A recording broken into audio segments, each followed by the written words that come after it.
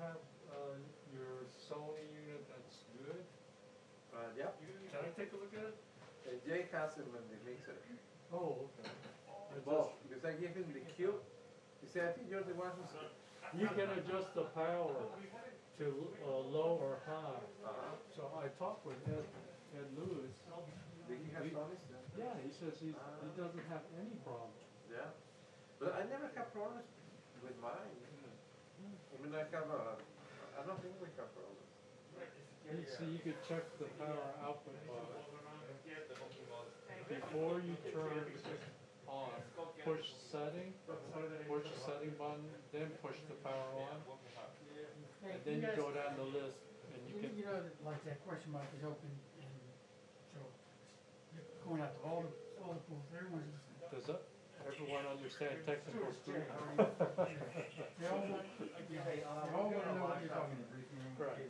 Afterwards, I just want to take a look at his good Sony and see if the output power is at high. There are two levels. You can say low or high.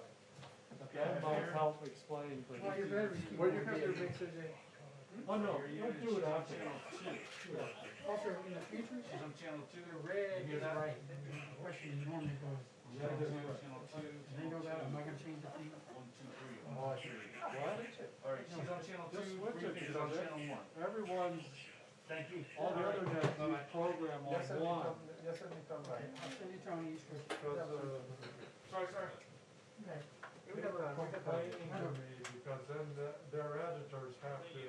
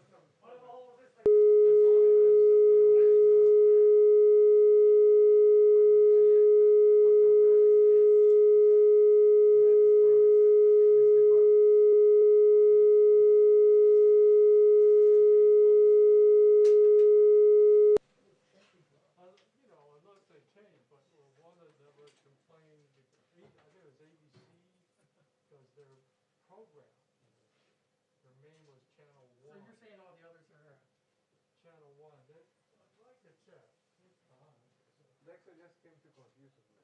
It was fine.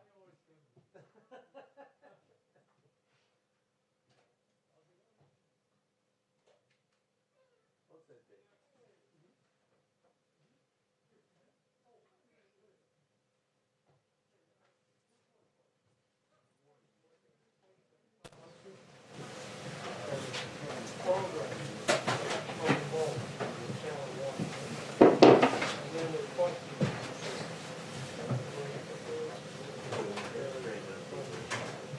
I think they're like the teachers, so it's like they just were forgotten. Yeah, it is a lot.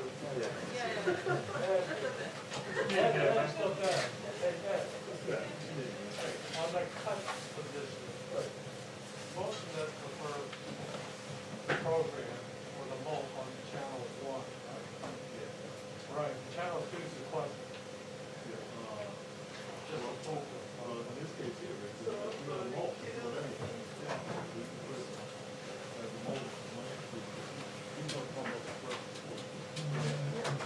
Just for the full fun, not you.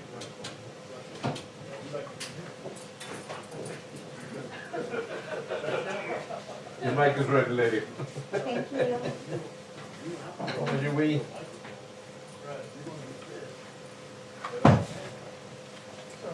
So the answer, he's saying is channel 1, the mult is channel 1. The mult is channel 1. All right, all right. Welcome aboard. Good. question came up is because we're unilateral, and this is back in the old days where, and I know it's not, we're not unilateral, so this doesn't, I know that. Thanks again for your comment there. Oh, my pleasure. It doesn't matter. No, that was wonderful. Yeah, they always do. So, That's why we love so them. anyways, you can have audio, one, two. Talk to me a little bit, please. Questions? Hello, Victor. Mic check 1, 2, 3, 4, 5, 6.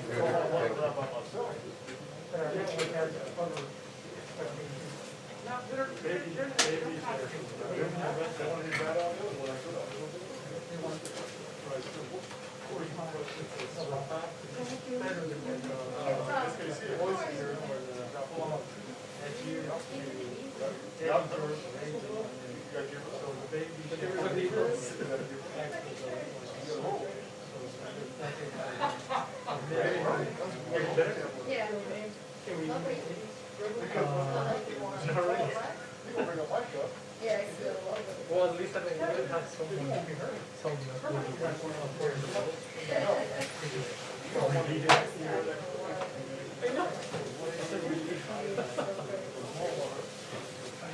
You're getting everything, channel 1, and on both channels, and then on channel.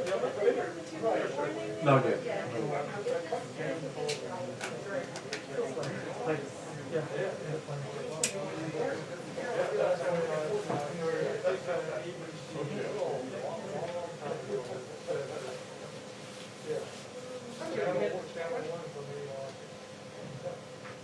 But they can talk about their correspondence, when they're cool. That's the difference between CD and our correspondence. I hear you, Nick. I hear you.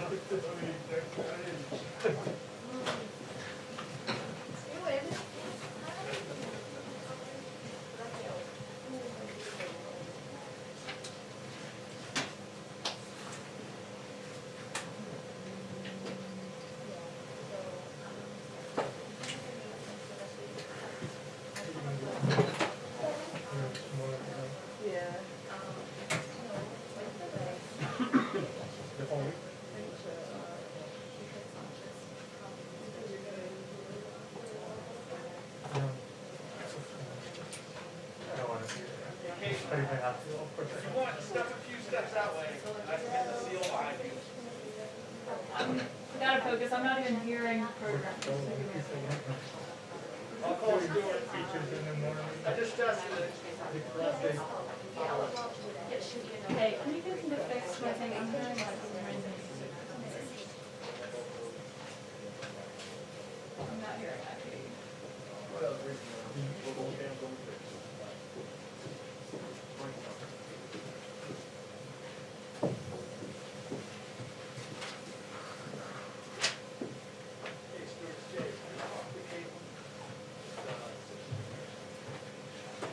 Hey, gotcha. Thank you for fixing that.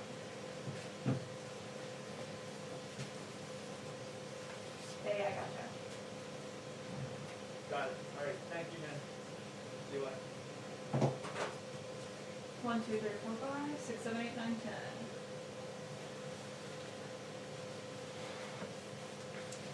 Perfect.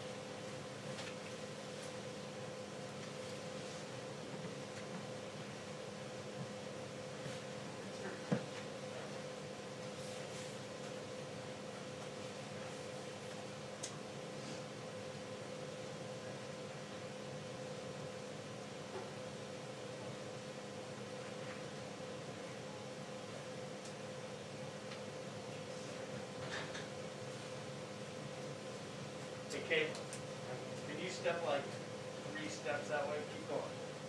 That's better. Great.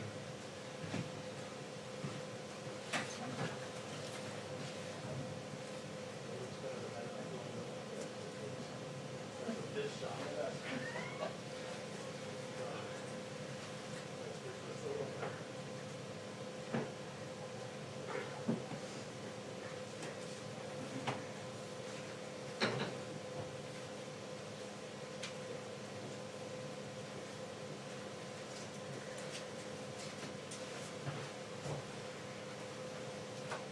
Hi. Good morning.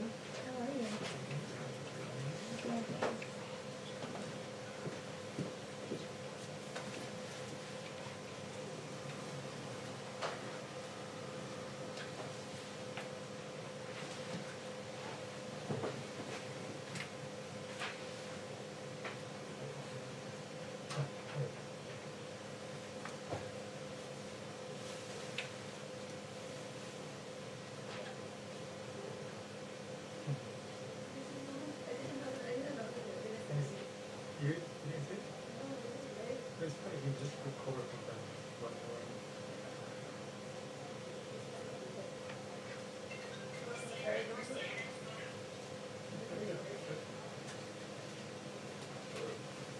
Yeah, he used to do that when we were.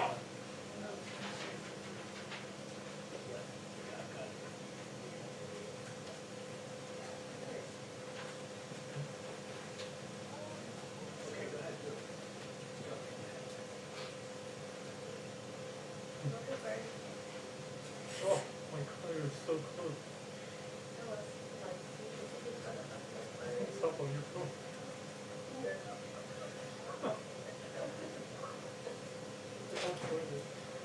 What's our EQ? Oh, that's fun.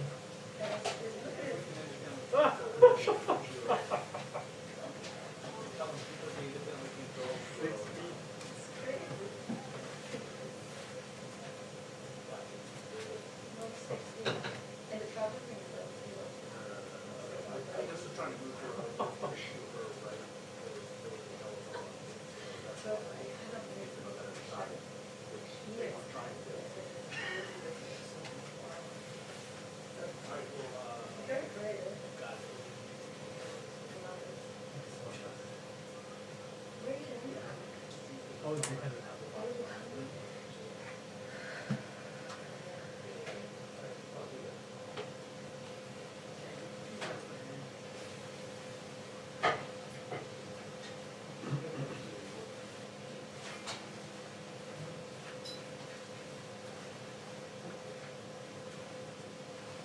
Is it okay now then?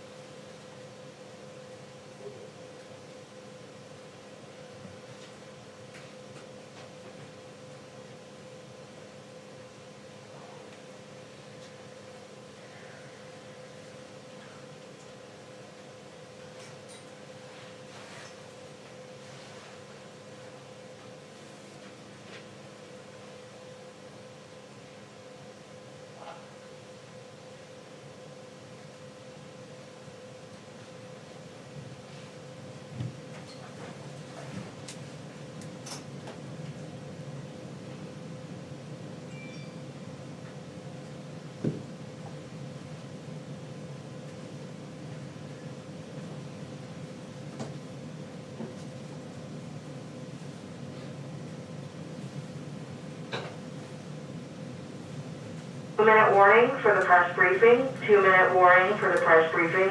Thank you.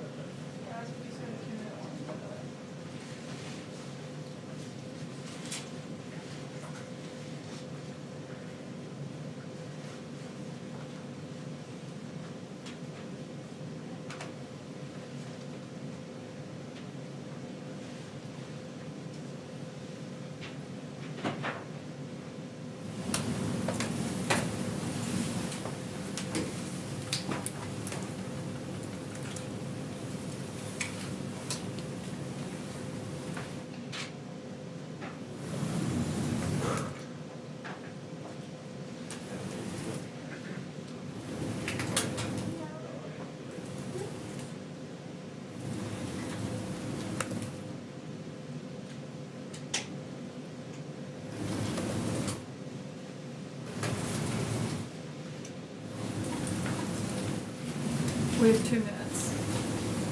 Probably a minute and a half now.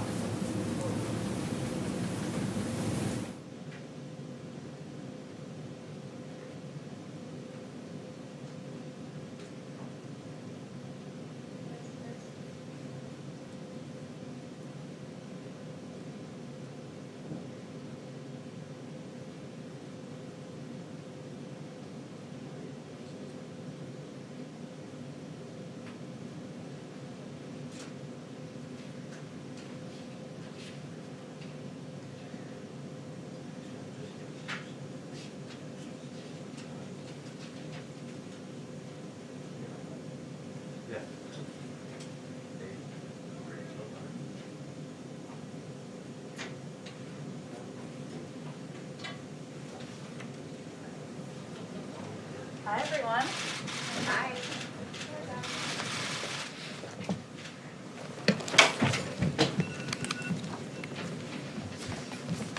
TJ has an alarm going off. He's excited about the briefing. Okay, just a couple of things for you all at the top. The president and his entire administration are continuing to engage closely with leaders on Capitol Hill about the need to act quickly on the American Rescue Plan so we can finish the job of getting $2,000 checks out to Americans, so we can get more vaccines in the arms of Americans, so we can get economic relief to families facing eviction or food insecurity, and so we can help reopen schools safely. We're encouraged that both Speaker Pelosi and Majority Leader Schumer are in full agreement about the need to move swiftly on the president's proposal, and the committee markups we'll see throughout the week are evidence of Congress acting on that expeditiously. Our expectation is that this week's House markups will track closely with what the president has proposed, but there will, of course, be adjustments to strengthen the bill and tweaks as a result of the legislative process, which he's quite familiar with, having served there for 36 years, which is exactly how the process is supposed to work. We're also going to continue to make the case directly to the American people about the urgency of getting this package across the finish line, including through national and local TV and radio interviews, engagement with hundreds of mayors and county elected officials, consultations with stakeholders across the political spectrum, from labor and rural leaders to the faith community. Here's a quick overview, a number of you have asked about this, of the sense of the scope of our efforts. Over a dozen senior administration officials have conducted over 100 national TV, radio, and podcast interviews to discuss the American Rescue Plan. We've done over 30 local TV interviews in states ranging from Nevada to Louisiana to Pennsylvania. In the last week alone, our legislative affairs team had done more than 300 calls with members and staff on the Hill, including 40 calls with Republicans or bipartisan groups. And you can expect that the president will engage throughout the course of this week with a range of stakeholders, including business leaders, mayors and governors. And as we've discussed before, this message is resonating. Poll after poll show a bipartisan majority of the American people in support of the president's plan. A couple of other quick updates for all of you. Many folks likely noticed, if you all watched the Super Bowl, the President and the First Lady yesterday appeared in a PSA that aired during the pregame show, thanking healthcare workers and addressing the importance of continuing to wear masks and getting vaccinations when it's your turn. This is a good example of how you can expect the White House in the coming months to reach out with critical public health messaging as part of an education campaign, meeting Americans where they are, on their couches, watching the Super Bowl for yesterday, and communicating about the important mitigation steps people can take. Many of you also know, last night during the Super Bowl, President Biden called service members to thank them for their courage, dedication, and service to our nation. He first called troops with Resolute Support Mission in Kabul, and then the USS Nimitz. He then shared via ship broadcasts and message to the nearly 5,000 sailors and Marines who comprise the USS Nimitz crew.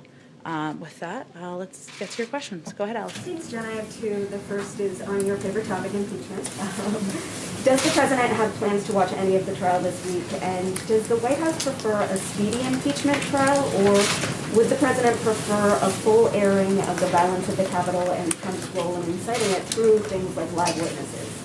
Well, first, the president himself would tell you that we keep him pretty busy, and he has a full schedule this week, which we will continue to keep you abreast of as soon as we have more details. But we've already announced his plans to go visit the NIH, to go visit the Department of Defense.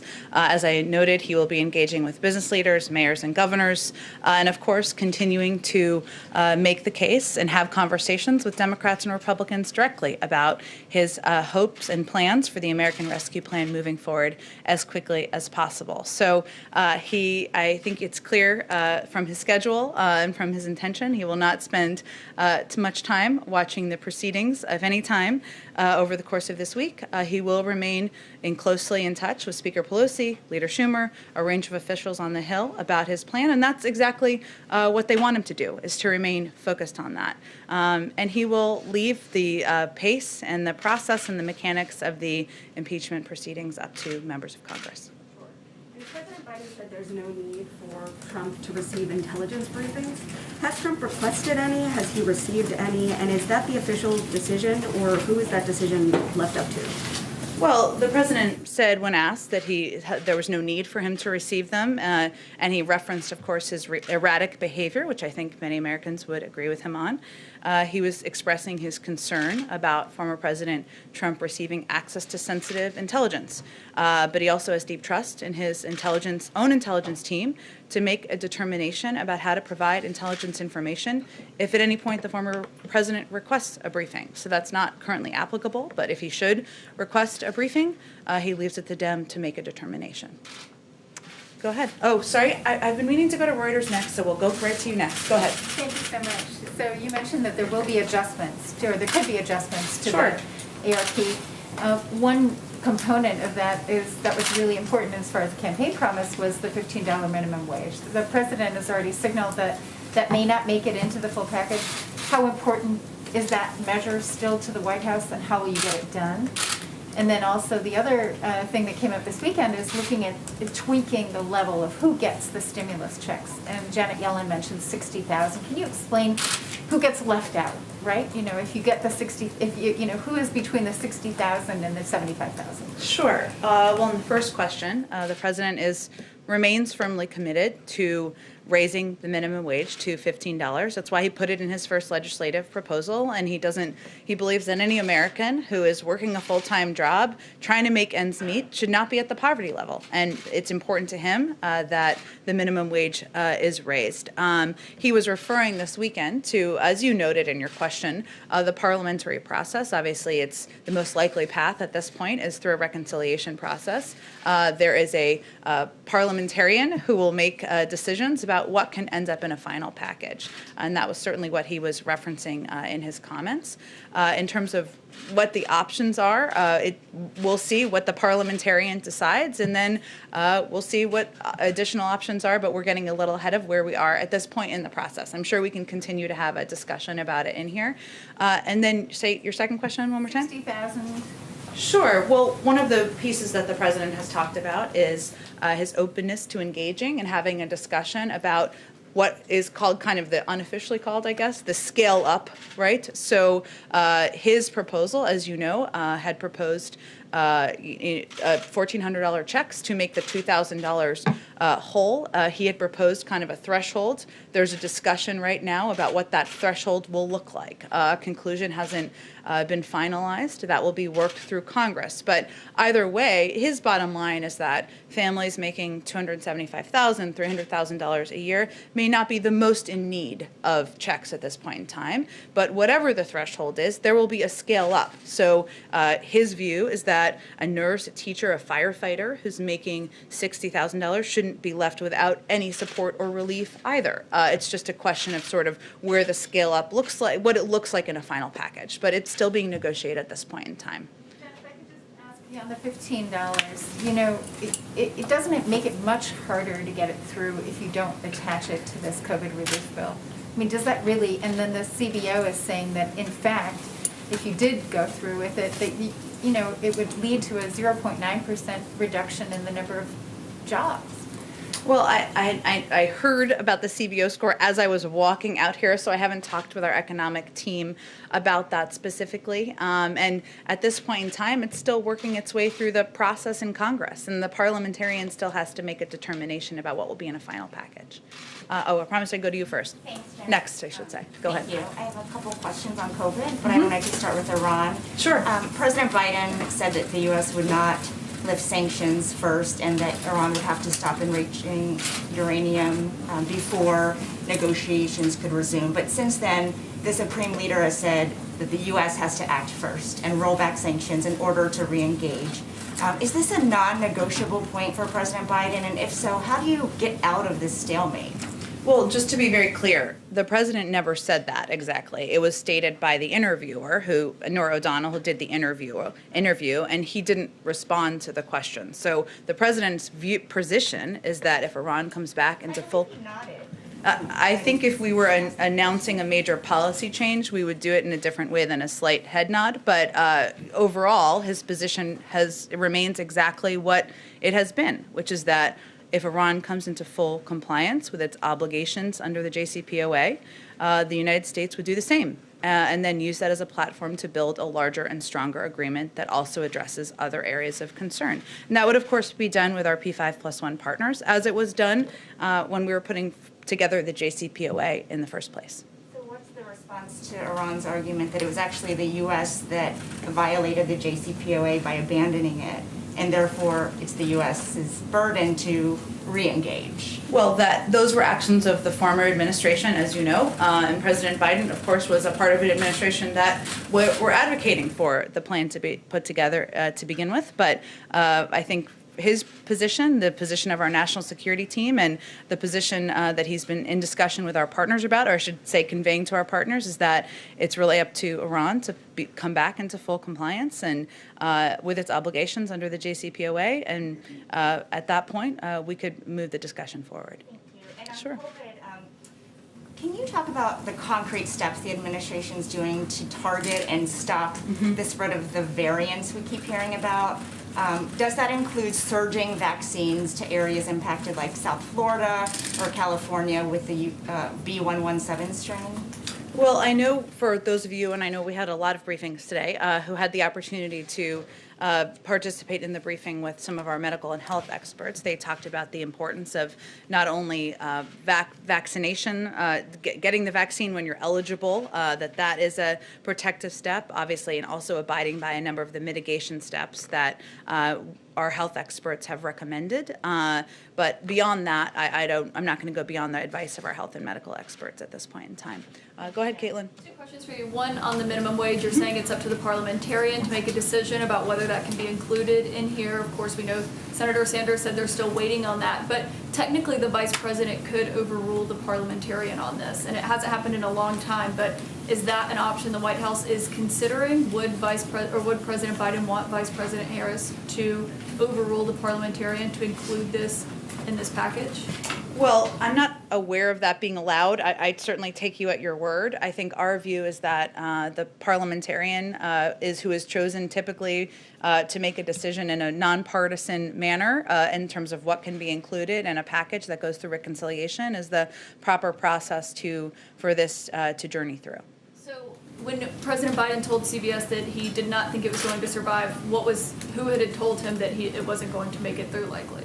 Well, the president was in Congress in the Senate for 36 years. Again, it still has not worked its way through the process, and that can take a bit of time, and we certainly defer to the parliamentarian and members of the House and of the Senate, I should say, to give you a better assessment of what the timeline looks like. Okay, I have another question on impeachment, but just to be clear. Sure. So if the parliamentarian says no $15 minimum wage, that's the decision the White House is going with? Well, let's wait and see what they say. And the president remains committed to raising the minimum wage. It's something he talked about on the campaign trail, something he firmly believes in as a person and as a leader, but there hasn't been a determination made at this point in time.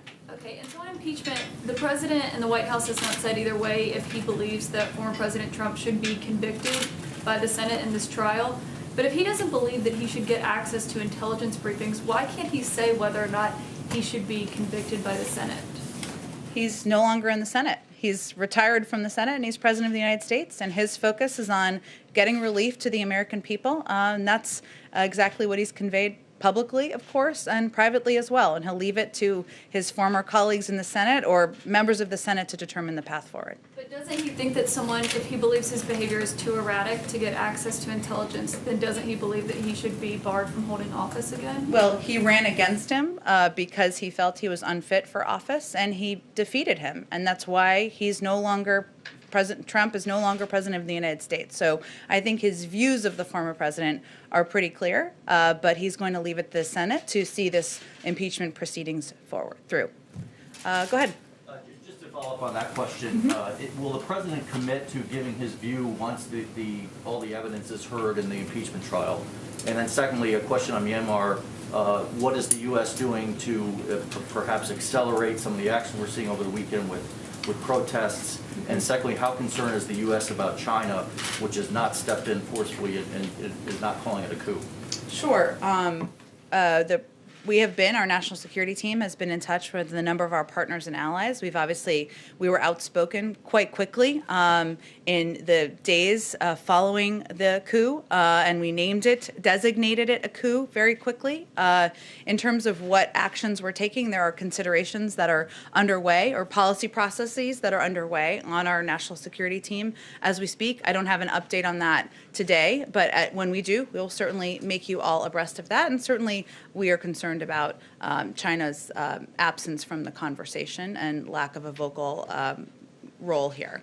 On the first question, the president was asked about this morning, and he made pretty clear he wasn't planning to speak to it. So again, he's no longer in the Senate, and we put out a statement at the conclusion of the House proceedings. I certainly would consider doing that at the conclusion of the Senate, but I don't expect that he's going to be, posturing or commenting on this through the course of the week. Go ahead. Thank you, Jen. I do have a question on COVID, but first on energy. When is it that the Biden administration is going to let the thousands of fossil fuel industry workers, whether it's pipeline workers or construction workers, who are either out of work or will soon be out of work because of a Biden EO, when it is and where it is that they can go for their green job? And that is something the administration has promised.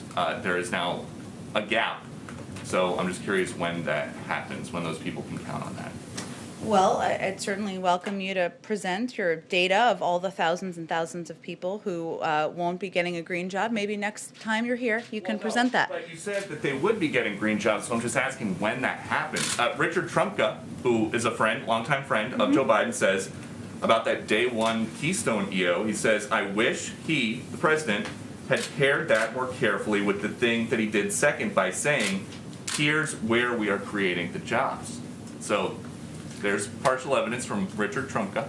Well, you didn't include all of his interview. Would you like to include the rest? So how about this? The Laborers International Union of North America said the Keystone decision will cost 1,000 existing union jobs and 10,000 projected construction jobs. Well, what Mr. Trumka also indicated in the same interview was that President Biden has proposed a climate plan with transformative investments in infrastructure and laid out a plan that will not only create millions of good union jobs, but also help tackle the climate crisis. And as the president has indicated when he gave his primetime address to talk about the American Rescue Plan, he talked about his plans to also put forward a jobs plan in the weeks or months following. And he has every plan to do exactly that. But there are people living paycheck to paycheck. There are now people out of jobs once the Keystone Pipeline stopped construction. It's been 12 days since Gina McCarthy and John Kerry were here, and it's been 19 days since that EO. So what are these people who need money now? When do they get their green job? Well, the president and many Democrats and Republicans in Congress believe that investment in infrastructure, building infrastructure that's in our national interests and that boosts the U.S. economy, creates good-paying union jobs here in America and advances our climate and clean energy goals are something that we can certainly work on doing together. And he has every plan to share more about his details of that plan in the weeks ahead. And then just a quick one on the stimulus. There's reporting that House Democrats are going to come out with a $3,000 per child stimulus for some eligible families. Is that something that the White House supports making a permanent benefit? Well, the president talked about this a bit on the campaign trail and the importance of child tax credits to help working families ensure they can make ends meet. This proposal is emergency funding, as I understand it. It's a central priority of his first legislative proposal to cut child poverty in half this year. And that's why he included a child tax credit in the American Rescue Plan. But that's, again, emergency funding and something that will help people get through this period of time. Okay, go ahead. A follow-up to Peter's question. Sure. What's this White House's stance on a universal basic income? This idea of the government giving out the regular checks on a routine basis to Americans who might need it. I know that's been proposed by a number of people, including some on the presidential campaign trail. I don't have anything more for you on it. I'm happy to check with our economic team if that's something that they're looking at all. As a corollary to it, do you agree with the need that many on the Hill, and not just Democrats, are expressing, that there ought to be these enormous, well, no, I won't say enormous, but $3,000 or $4,000 per child checks for families right now? As I tried to just indicate, I mean, the president supports the proposal that Representative Neal and others have put forward to ensure that there is money in the package that helps bring relief to families in the form of a child tax credit. That's something he certainly would support. Go ahead. Thanks, Jen. I have two questions. One of the other things that Secretary Yellen said yesterday is that the president is open to a mandate on family leave and child care. Is there a timetable on that? I don't have any more details or a timetable for you. Certainly, as a father himself, this is an issue that he has spoken about in the past, but I don't have any more details at this point in time. And also, yesterday, did the president or did the White House have any concern about what we all saw on TV from Tampa about the thousands of people out celebrating and without masks? Any concern there? Certainly. I mean, the president, I haven't spoken with him specifically about the events of this weekend, but, you know, he did a PSA yesterday with Dr. Biden making clear that social distancing, that mask wearing, that getting the vaccine when you have the opportunity to get the vaccine are vital steps to keeping more Americans safe and saving more lives. And certainly, we know the Super Bowl looked not like different from what it has in the past, and he also conveyed that he's hopeful that next year will be a moment where everybody can celebrate and party. But he is, of course, concerned when there are pictures and photos, we all are, that show many, many people without masks in close distance with one another at the height of a pandemic. Go ahead. Jen, I have two questions. First, President Biden said in the CBS interview that he hadn't spoken to President Xi yet because he hadn't had an occasion to talk to him. There's no reason not to call him. But has there been, is it actually part of the strategy to not call him yet and to hold off on that in hopes of kind of sending a message to China that you know, President Biden is not going to, you know, try to work, you know, really hard to curry favor? Is there something happening there? Well, part of our strategy is to consult closely with our partners and allies, and you saw we did readouts of these calls over the past week or so that the president spoke with the Prime Minister of Japan, he spoke with the Prime Minister of South Korea, he spoke with the Prime Minister of Australia, and China was, of course, an important topic of conversation during those conversations. He also discussed China in calls with his European allies thus far. So part of our strategy is certainly engaging with partners in the region and allies and doing those calls and engagements first, and also having consultations with Democrats and Republicans on Capitol Hill. I know I can't say this forever, but we've only been here 2.5 weeks. He has not called every global leader yet. He's not had engagements with all of them, and I'm sure he will do more of that in the weeks ahead. But he has spoken to President Putin, who is somebody who is not quite an ally. Certainly not. So, and that was more than a week ago at this point. So, yes, but he had that conversation in part because there was a timeline for New START and the deadline that was approaching with New START. And during that conversation, he made very clear that there are significant concerns the administration has about the reported actions of the Russian government. But for the most part, his other calls have been with partners and allies in the region, in Asia, and in Europe as well, at this point in time. And then on something else, Ron Klain said on January 21st that the administration was going to try to build what he described as a national clearinghouse for information about the COVID vaccine.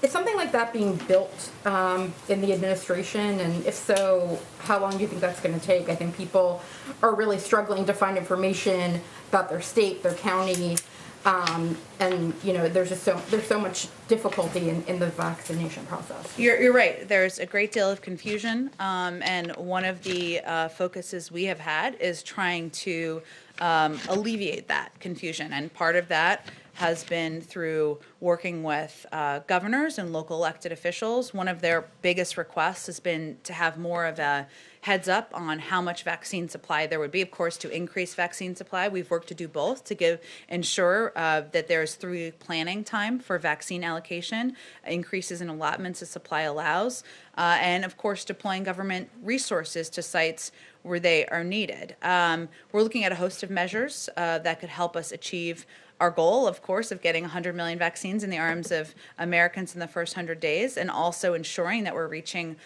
communities where there are higher levels of vaccine hesitancy.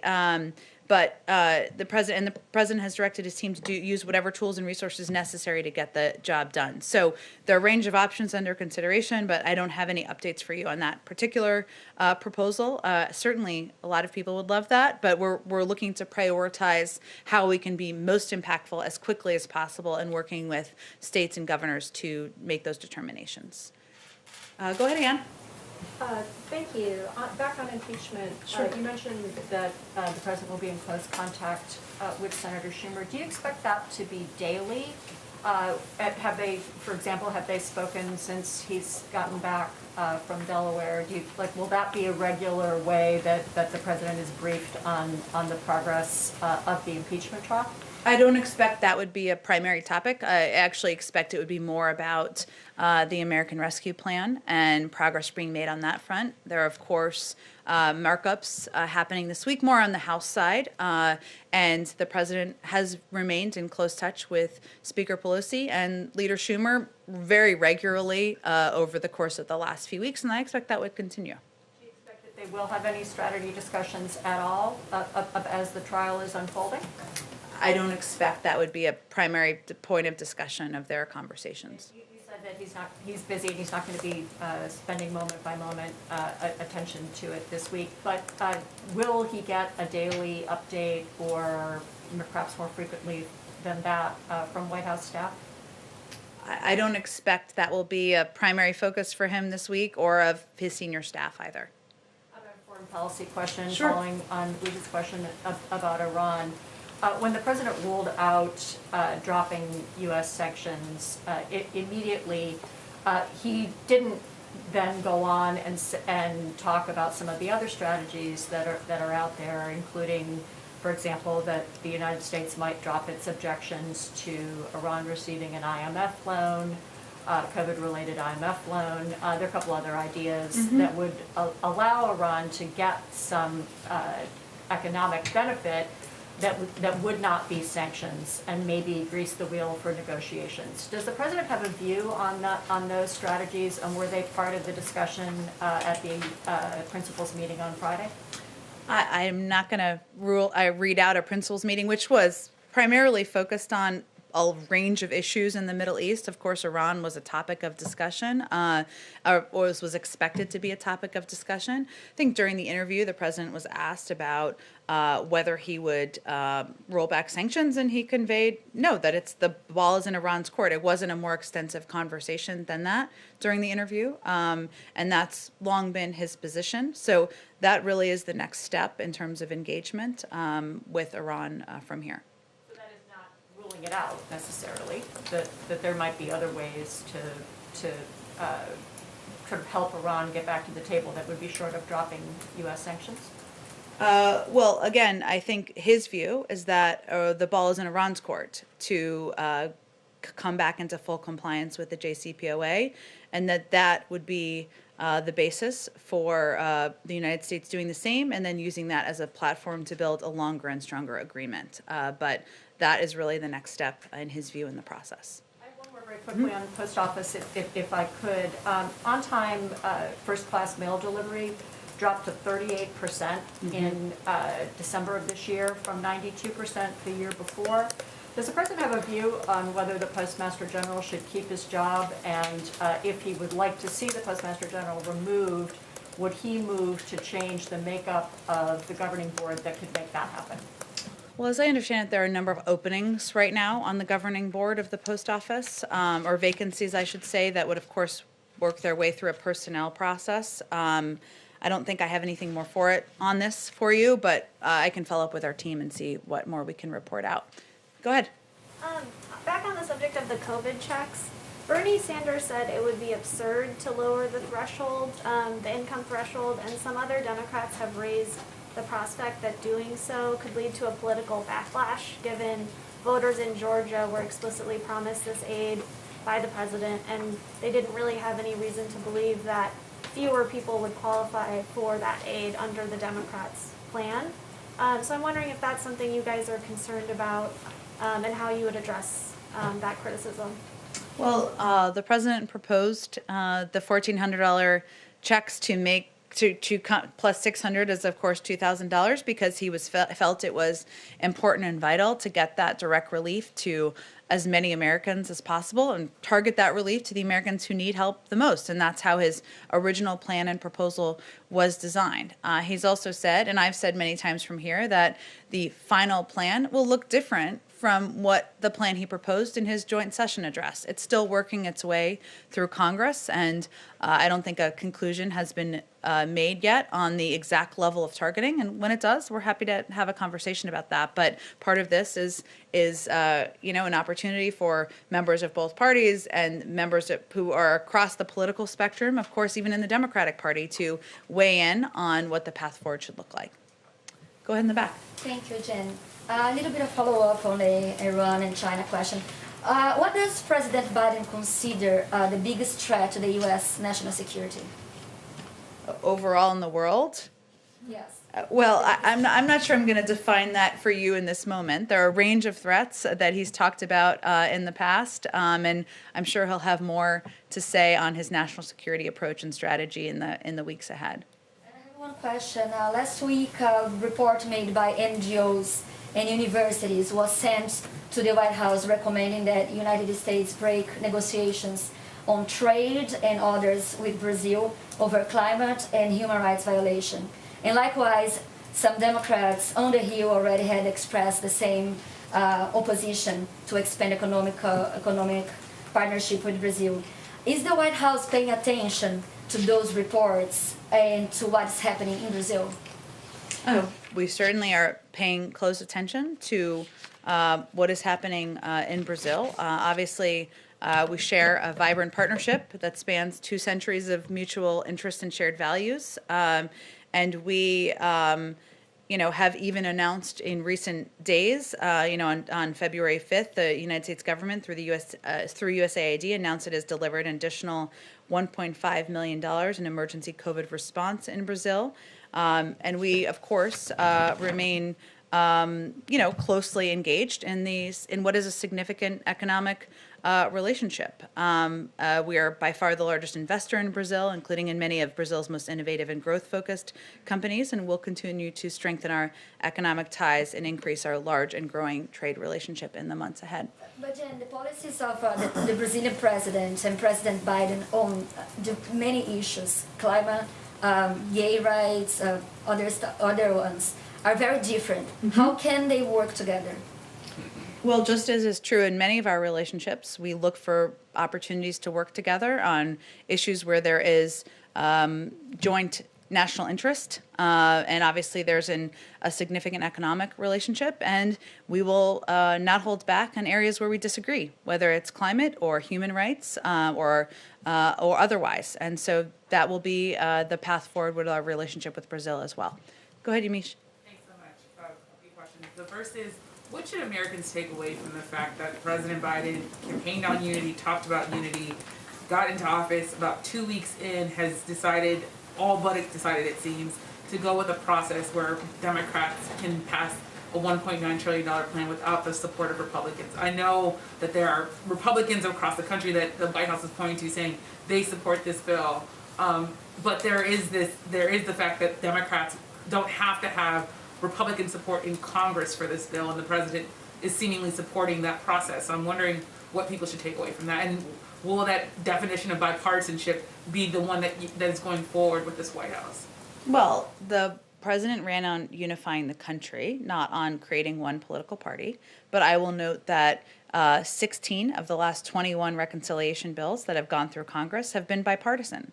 And certainly, there's opportunity for Republicans to not only offer amendments as it's going through the House committee process, and then we'll go through the Senate committee process following that, but they will have the opportunity to, of course, vote for a package that the vast majority of the American people support. The president is his first priority is getting relief to the American people. But the vast majority of the public, Democrats, Republicans, independents, are with him in that effort. There's a long history of bipartisan support for reconciliation bills, a parliamentary process. Again, I don't think the American people are particularly worried about how the direct relief gets into their hands.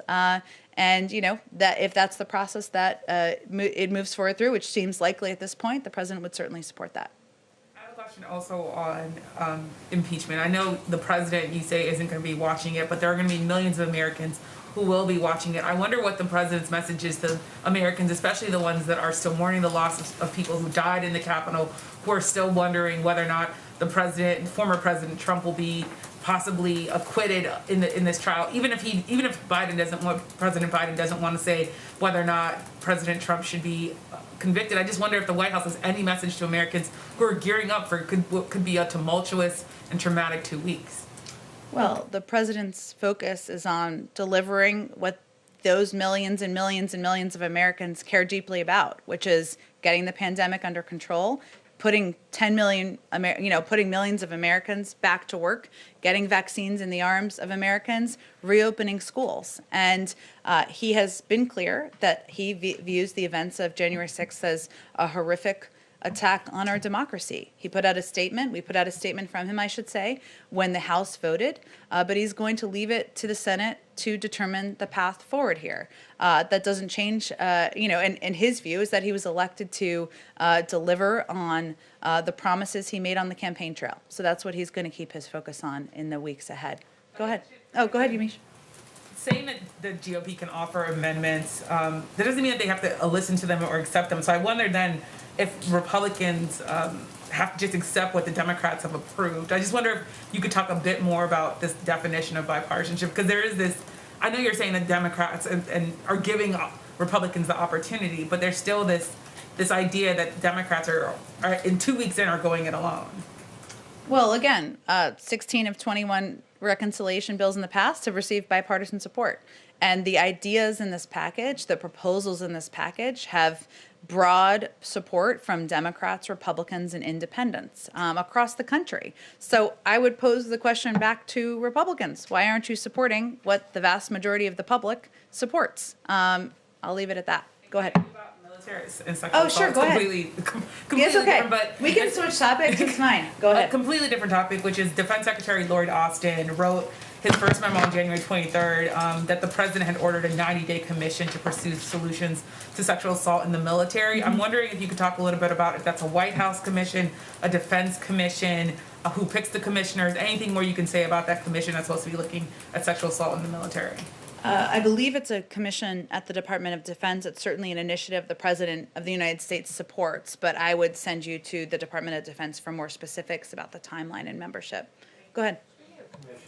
With some of the crises that the nation has faced in recent months, you've got COVID, more than 400,000 Americans dead, January 6th, the attack on American democracy. There have been calls for a 9/11 style commission to write the official histories of those events. Is that something the president would support? Of the COVID commission? Or 9/11. I'm sorry, or January 6th, rather. A determination of that kind would be made by Congress, as you well know, and his focus at this point in time is on addressing the crisis in this moment, right? Which is ensuring that more Americans get shots in their arms, that we are getting the pandemic under control. There has been a report by HHS looking at the prior administration's handling of the COVID crisis, and we've also not held back in areas where we felt that it was handled in a way that impacted the lives of millions. But at this point in time, our focus is really on getting the pandemic under control, and we'll leave that decision up to Congress. Go ahead. Two quick ones. One, news of the day. Has President Biden reached out to anybody from the Tampa Bay Buccaneers? And if not, is that something that's going to happen today? It's very exciting, the outcome of the Super Bowl, I guess, if you're a fan of the Buccaneers. But we will be inviting, I don't have an update for if it's happened yet, but I do have an update that we look forward to inviting the Buccaneers as well as the 2020 NBA champions, the Lakers, to the White House when it is COVID safe. But I don't know when that will take place yet. Thank you. And on immigration, there's some new reporting that ICE is going to get some new guidance to no longer focus on deporting illegal immigrants who have been convicted of DUI, simple assault, solicitation, drug-based crimes, among other things. And I'm curious how that is in the interest of public safety. Well, first, it's guidelines that would be put out by the Department of Homeland Security, and I'd certainly send you them. They have a confirmed secretary now, but the priority for the enforcement of immigration laws will be on those who are posing a national security threat, of course, a public safety threat, and on recent arrivals. Nobody is saying that DUIs or assault are acceptable behavior, and those arrested for such activity should be tried and sentenced as appropriate by local law enforcement. But we're talking about the prioritization of who is going to be deported from the country. And more broadly, would this be what Biden was talking about in the debate where he said in the Obama administration they didn't do enough to reform the immigration system because he was just vice president, but that if he was president, things would change? Is this the kind of change that he was talking about? Well, I think the kind of change he was talking about was putting forward an immigration bill at a time where modernization of immigration is long overdue, that addresses not only a pathway to citizenship, but puts in place smart security measures and addresses the root causes of these issues in the countries in Central America. So I think that's primarily what he was referring to, but also prioritization, which again would be up to the Department of Homeland Security to ensure our focus is on the individuals who pose the greatest national security threat, is also something he's long supported. Go ahead, Caitlin. Sorry. You seem to be saying this, but I just wanted it to be clear. Yeah. Former President Trump has not requested any intelligence briefings, right? Not that I'm aware of, but I would point you to the intelligence community and the ODNI for more specifics. And to follow up on that, why is there a reason Morgan Muir is no longer leading President Biden's daily intelligence briefings? I believe he's overseeing the process of preparing materials, but I don't have any more details. I'd point you to ODNI on that as well. Okay, so there's no reason you know that he's not leading the in-person briefings. He's assembling the daily brief, Yeah. he's not leading them in person. Which is a very was. important role to play and very labor intensive, but I would point you to them for more specifics on the briefings and who will be providing the briefings. Go ahead. Thanks, Jen. I have two questions. One's a quick follow on Sure. impeachment. Aside from the particulars of this case, does President Biden think it's constitutional to impeach and convict a former president who is no longer in office? I'm just not going to have any more for you on weighing in on impeachment. I appreciate it's a big story, but our focus is on the American Rescue Plan and delivering for the American people. Got it. I do have a Yep. COVID crisis related question. Go ahead. Because the attacks in the Asian American community continue to rise, and over the weekend there were some videos that went viral because elderly Asian Americans were really attacked and in a way that is difficult to watch. And I wonder, other than the presidential memorandum, is President Biden going to take any further actions to address this problem, and has he seen the videos? I'm not aware that he's seen the videos, but he is concerned about the discrimination against, the actions against the Asian American community, which is why he signed the executive order and why he's been outspoken in making clear that, attacks, verbal attacks, any attacks of any form are unacceptable, and we need to work together to address them. But obviously, the executive order is something he did very early in his administration. It's still early, but even earlier, because he felt it was so important to put a marker down.